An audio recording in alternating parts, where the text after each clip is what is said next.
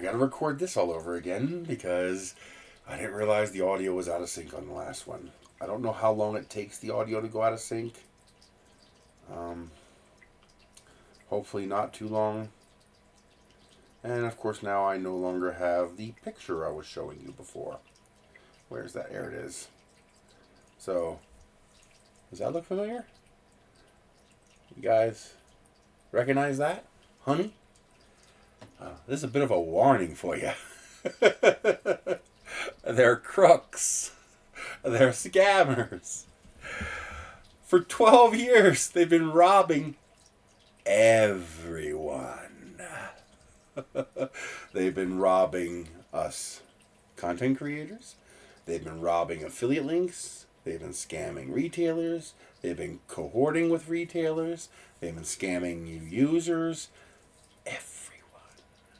I'll have a link down below to the guy who broke this. Megalag. Yeah. If he ends up dead in a week, we're going to need a new rhyme. Megalag didn't commit suicide. Because if he's right, and it looks like he is, this is alleged, but it's pretty goddamn conclusive. They've even straight up admitted it. He asked them about it, and they just straight up said, yes, that's what we're doing.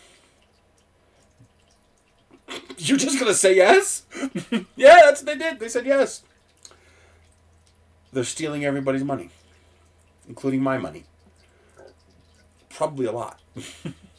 Now, for me, it's probably only a few $1,000s over the last 10 years, 10 grand, 15 grand.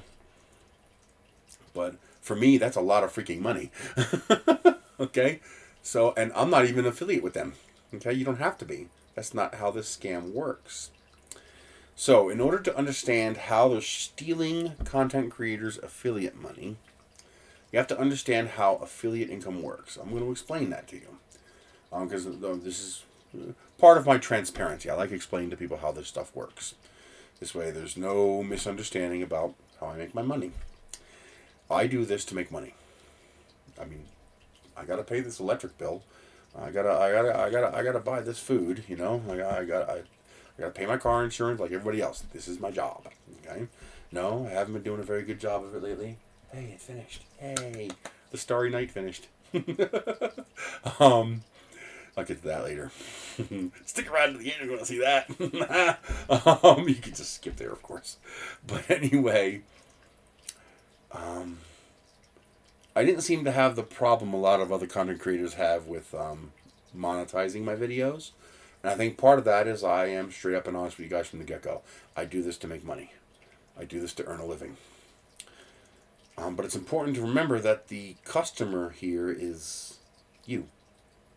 All right, you're the customer because I'm here to service you. Creality offered me 10 grand to be their spokesperson 1 year, and I told them no because there's two reasons. One, that would make me a Creality shill in the minds of a lot of people, and even though I wouldn't be, I would internally probably self-bias. These are the people paying me. Do I really want to say something bad about them? And even if I openly say, yeah, I would say something bad if it happened, internally, subconsciously, I might bias. A person like Naomi was able to do this because her income is separate from Creality. It didn't depend on Creality. She wasn't, her YouTube income didn't depend on selling you a Creality printer. So she was able to avoid that kind of bias issue. My whole thing is 3D printing. There's no way I'm going to avoid that perceived bias, even if I can manage my subconscious. It's not worth it. And it would only be good for a year. You saw they got rid of her after a year or two. Because they want fresh meat. They'll do you for a year, then they'll pick somebody else. And they always get somebody fresh, and now I'm screwed for my livelihood because everybody thinks of me as the Creality shill. No, it wasn't worth the 10 grand. Plus, at the time, I was making 25 grand with my YouTube channel. Now I don't even make 5. A little more than 5. I make about 6 or 7. But it wasn't worth it. The negative consequences were greater than the positive temporary boost of income. And if you want to do this, now if you're doing it short term, you just want to make a quick 10 grand, yeah, sure, do that easy. But if you want to do this long term, you have to be transparent with your viewers, and you have to be honest with your viewers. So how do I avoid that bias? I have affiliate links for everything. I mean, just look at my giant list of affiliate links down below.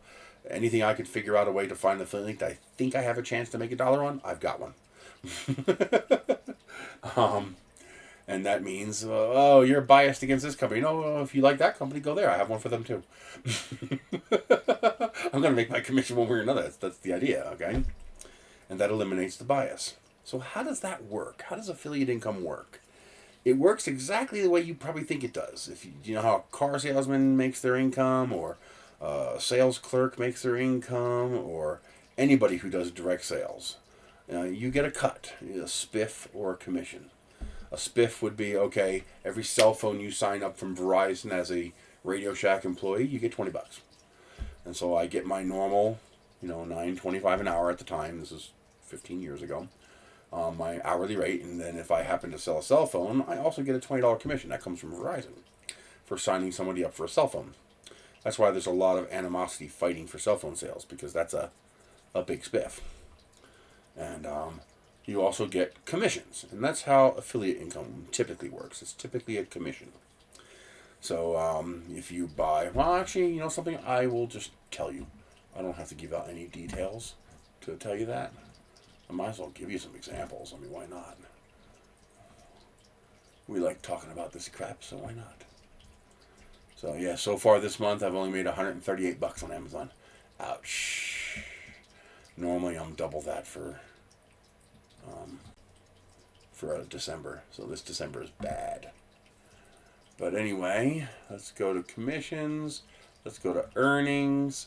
So on this day, I made $28.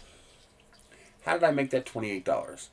Well, somebody bought Bootstrap Farmer microgreen trays. They bought 2 of them. They were $150 each. I got $15 commission from that. Somebody bought a Dell Inspiron 3535 laptop. I earned $10.42 from that. Somebody ordered 50 pieces sandpaper assortment. I got 21 cents from that. $6.98. I got 21 cents. Let's go back and check a different day. On this day, I made $20.79. Only 2 sales. Somebody bought a Retivis RB48 heavy-duty walkie-talkies. I got $15 commission on that. $14.67. And someone bought a Caper Ave 17.3-inch portable 4K monitor for $245. Nice. $6.12. Let's see if I can find something 3D printing related. But this is, this is the commissions that I earned from doing this. This one here's got items shipped 11. Here we go. This will have a whole bunch of different ones. Here we go. eSun PLA. I got 72 cents. So a $12 roll PLA, I earned 72 cents. Anchor Zolo magnetic power bank. I got $1. Dr. Scholl's insoles. I got 13 cents. A 100-piece set of magnetic building tiles. I got 84 cents. A ratcheting screwdriver, 13-in-1-bit screwdriver. I got $1. A USB-C charger, 33-watt Anchor 323. I got $1.14. That's how it works. Okay, I get a commission. I have no idea what the commission is in advance. It's out of my control. It's just you click on my link, I get some sort of a commission. I can see what the commissions are. I can't see who bought them. I can just see what it was. Seeing what it was is important. So I notice I'm getting a good commission and selling a lot of a particular thing. I can promote that thing more and try to increase my sales of it. I don't work like that. I probably should, and I'd probably improve my commissions if I did, but I just tend to put all the commissions there and say, if you want to help me out, use my links. And that helps me out. It's a way for you to help me out with a single click. You go to Narice.com, bookmark Narice.com. Do not bookmark an Amazon affiliate link. Not only am I not allowed to tell you to do that, but it won't work. I won't get anything. And that gets into how affiliate income works. So how do you know who to credit? How does Amazon know to give me the 72 cents for the eSun PLA roll? Well, the affiliate link has tracking information. You create a cookie, and the link itself has an identifier in the link.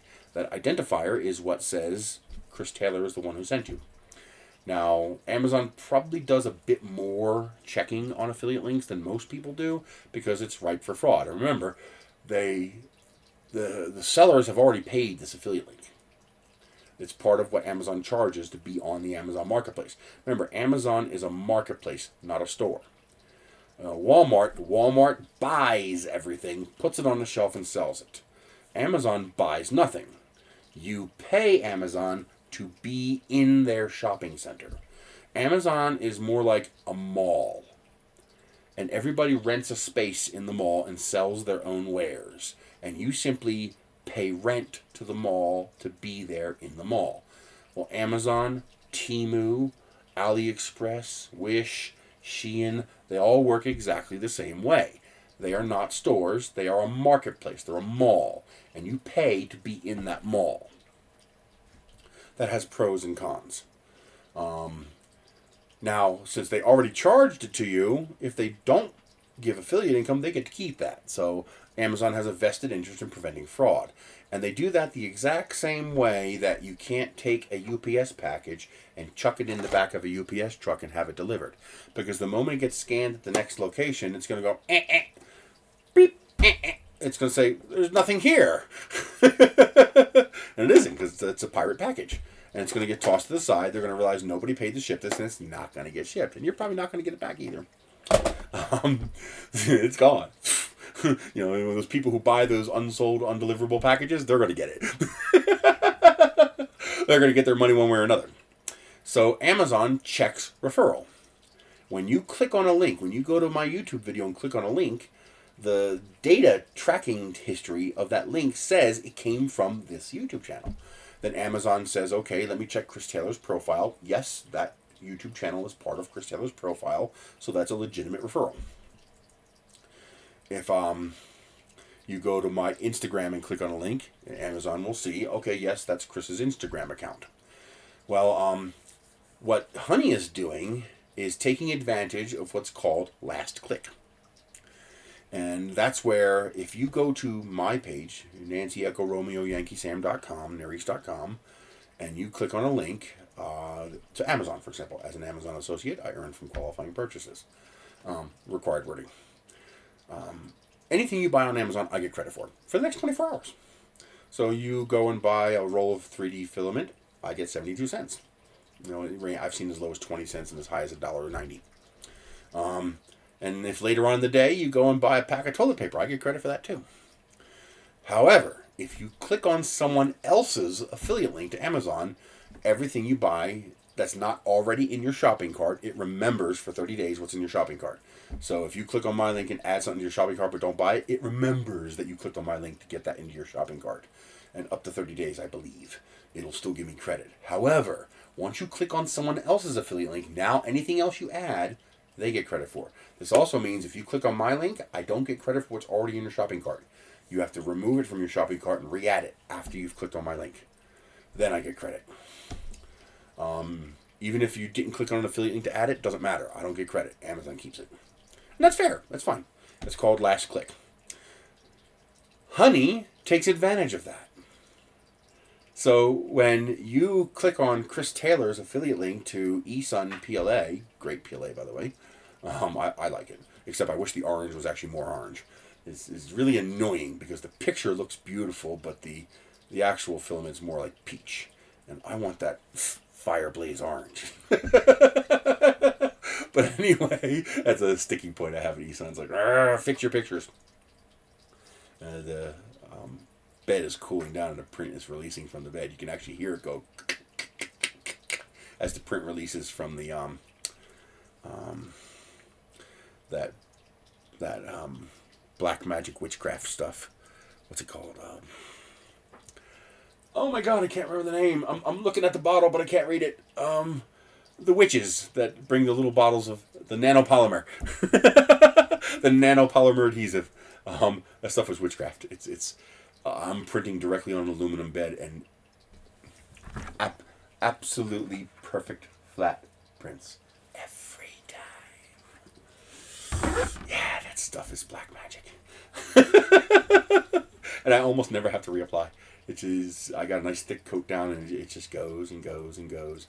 As long as you let it cool down and release. Now that only works for PLA and PETG. The higher temperature plastics do tend to pull some of the nanopolymer off each time. But PLA and PETG, almost none of it gets pulled off when the print comes off unless you tear it off hot. So let it cool. But it reuses. I've had that on there for months and months and months and months, and I have not had to reapply it. It's black magic. The what Honey does is they're a man in the middle or a man at the end attack. This would be like you walking into a store and you looking at the 3D printer World Emporium, and I'm a salesperson there, and I come up and say, how can I help you? He's like, I'm interested in the 3D printer, and I show you, well, this is a Creality Ender 3. This is an Anycubic, Neptune, or Elegoo Neptune, and this is a Anycubic Cobra, and this is a Bamboo X1C or P1S, and I show you all these different printers, and I explain the features and how they work. I demonstrate it for you. I show you how to use it. I explain how they work. I give you the pros and cons. And he's like, great, I've decided. I'll take the XYZ214 printer. Okay, and I'm like, excellent, absolutely fantastic. And I hand you my card. I was like, when you check out, I get a commission for, helping you out. Just give the lady at the desk my card. And that card has Chris Taylor on it. And there's a code, Nerys 10. Okay, that's my code. That tells the computer, okay, the salesperson was Chris, make sure he gets the commission. Someone's getting a commission, because a salesperson has to interact with you, and this just says who. So when you get to the register, the registered person, their boyfriend or girlfriend also works as a salesperson, and they got them an affiliate code. And so when they're typing out the sale, totally unbeknownst to me, totally unbeknownst to the customer, because they're still getting their 10% coupon, they don't care. She puts in Adam 10 instead of Nerys 10. And so Adam gets the commission for the sale. That's what Honey does. You'll click on my link, you'll go to a site, and Honey will pop up. Sometimes it'll say, hey, I've got a coupon. Sometimes it'll say, oh, there's no coupons available, and you'll click on Got It. And when you click on Got It, the cookie changes to Honey's cookie. A new tab opens up. It clicks on a Honey link to that retailer's site, which makes them now the last click, and the referral link in your browser tab changes from my referral link to Honey's referral link. They literally steal my commission. That would explain where a lot of the money's gone for the past 10 years. Why it's dropped dramatically, especially over the last 5, as Honey got more popular when PayPal bought it for $4 billion. I really hope PayPal wasn't aware of this.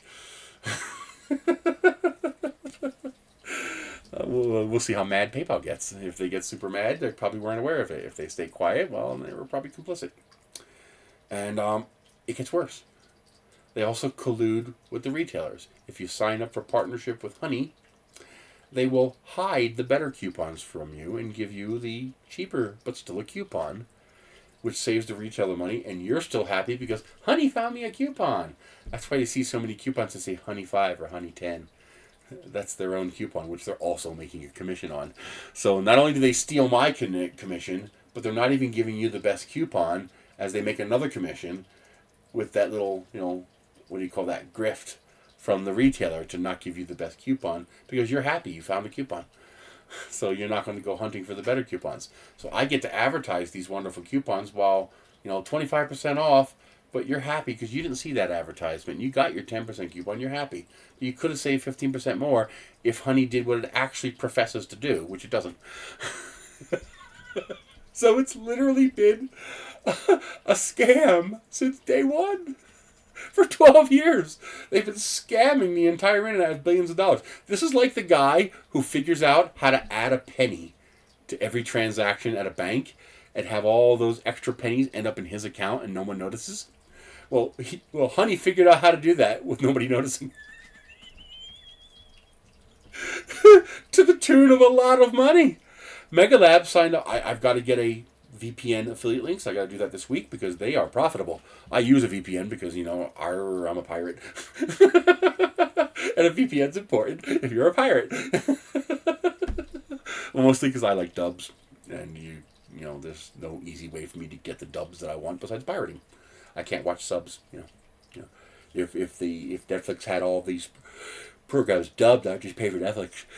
But they don't. Half of them are subbed, and I can't watch subs. I just can't. It's not the way my brain works. But I like my anime. Anyway, they've just been straight up stealing everybody's money. And this guy actually tested it himself.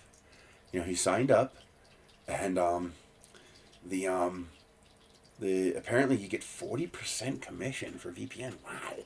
I need to sign up for like Surfshark and NordVPN. I've used both, so I know they both work. And then I watch a year from now, we're going to find out they're scamming us somehow. Who knows? How do you test this? How do you test it until someone finds out? But anyway, he did it. He signed up as an affiliate, and he had one of his friends buy a VPN, and he got $35.60. He got the 40%. And then he had someone else buy through his affiliate link, but click on the Honey link, and the cookie and the affiliate changed to Honey, and he signed up as a Honey partner, where you get the Honey rewards, the gold coins. And so how much did Honey pay him for that sale after stealing the $35.60 commission from him? 89 cents. They stole $36 from him and paid him 89 cents. Oh my God. Not only that, but it could ruin a content creator. Because you might send, 1,000 customers to a retailer, and Honey intercepts half of them, and the retailer's like, "Oh, you're not a very good partner. I only got 500 sales from you." And how do you know? How do you know? There isn't a way. There's no way for you to get a feedback report of how many times someone went to the retailer's website with your affiliate link, because your data shows only 500 made it there, because it only counts after you click. After you click buy. But because Honey intercepts it just before you click checkout, before you click buy, you never know.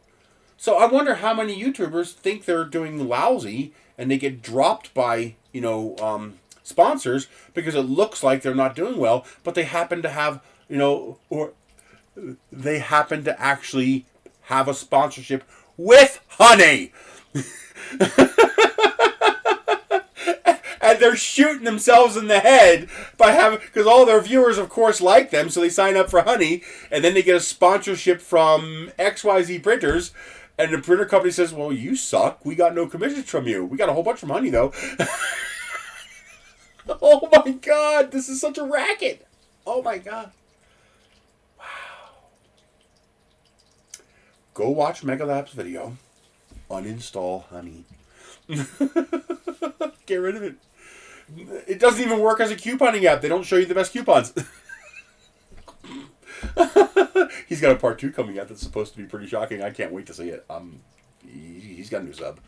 Anyway, let me show you my light. It's coming out fantastic. So, this is the bulb. I gave up trying to make a smooth bulb. I had to put ribs in because this part just will not print at the correct shape. This big, this thin, even with 1mm thick. I also gave up trying to not have a seam here. Because every time you layer the plastic, the light's going to be darker. You're going to see a shadow. You can see that right here. You can see the shadow. That's not the seam you're seeing. That's the shadow that the seam creates. See how my finger creates a shadow? Okay? What you're seeing there is the shadow from the seams. I can't get away from that. I have to have them. It's still vase mode, but it has ribs. And that makes it print perfect. Nice and rigid. Nice and stiff.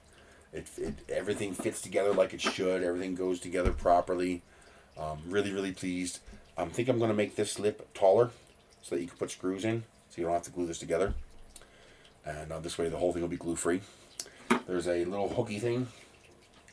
These are the parts that go inside. I'm also going to switch to solar lights. Just makes more sense. No batteries to worry about. This gets screwed into the top of the bulb. And you hang your lights from that. You just coil your lights around this and zip tie or twist tie to create a strand. After you put the strand through the cross, you hang it from the lights. The cross centers the lights and keeps them from bouncing around too much in the center, and also gives you a hard point to attach your light unit to, like that. You might be better off putting a little zip tie around that so you can hang it down lower because it doesn't quite fit if it's a big one like this. But you hang your light unit from that hook, and then that takes the weight off of the wire going to your lights. So now this is taking the weight. And this just hangs, this just sits inside here. Just sits inside there like that. so you don't have to screw that in. I'm going to make that a little bit bigger. I'm also going to make the bevel on the bottom a little bit steeper so that that has less chance of falling through. You print the bottom open like this. Everything is open. Everything is vase mode except for 3 pieces. This way no water can gather or collect. It just falls through. And you can take a rock, brick, or a sandbag, stick it inside there, or a couple of camping stakes, stick inside there to hold this onto the ground, make sure it doesn't move. And yeah, this is really, really coming out nice. And I got a second design bulb that I made, the fairy style bulb, you know, the straight one, the little fairy lights with the little melted ball in the end. I designed one of those for this as well, that'll fit in here. But this is really, really coming out nice. I'm super, super pleased with this. So there will be more on that.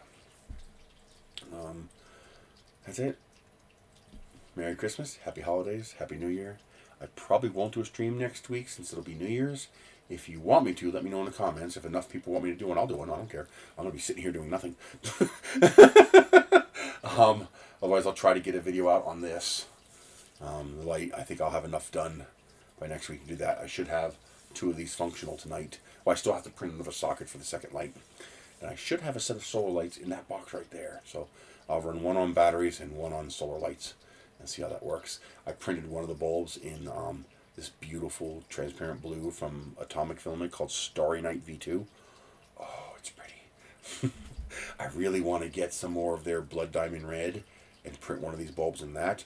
If anybody knows where I can find a 3D model of a strawberry bulb and a raspberry bulb, I really, really need that. The strawberry bulb and the raspberry bulb are the fairy bulb and the C9 bulb, but with the diamond pattern covering them. So actually, I can. We got time. I'll show you real quick. So.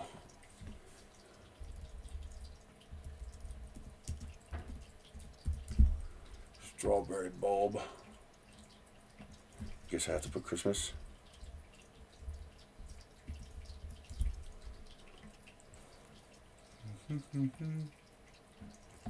And here we go. So these are the strawberries. And hey, raspberry. Oh, those are raspberries too. So there's 3 kinds. Here we go. Here's the kinds. Here's all the different kinds. Okay, so I got to make globes, and they're called mini lights. I call them fairy lights, but they're actually called mini lights. Let's see. Open image in new tab. There we go. Now let me switch over to my desktop. Oh, where are you? Where in the world are you looking?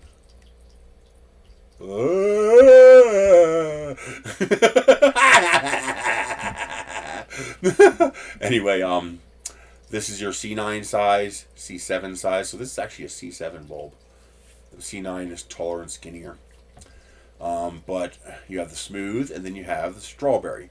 The strawberry bulbs is it looks like a mix between the C9 and C7. It's called C6, but it's called strawberry, and it's got that pattern on it, that diamond pattern. It looks just like this. This is your globe. These are raspberries, and these are called mini lights. So I made one of these, but I want to make the pattern one. I call these raspberries, but these are actually raspberries.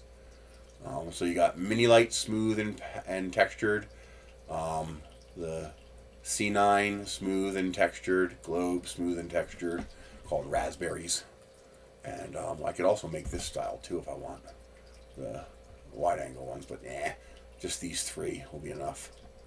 But if anybody knows where I can get a 3D model of this, basically that knurling pattern, but on a C9 shape, and that knurling pattern on this shape here, like this, I would really like to make those.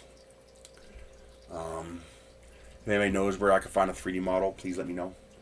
I would really like to.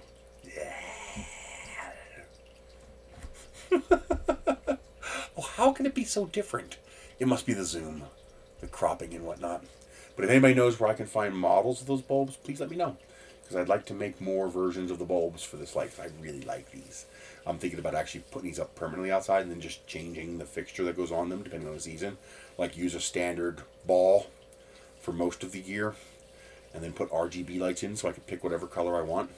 And then, you know, for holidays, change it out for a holiday specific bulb, like a star or a heart or a clover or an Easter egg or Easter bunny, stuff like that. So that's it. You guys have a great day. Be sure to check out Megalag's video. It's eye-opening. And for God's sake, uninstall Honey. Because if you have Honey installed, I get absolutely nothing from any affiliate link you click on. Nothing. Honey takes it all.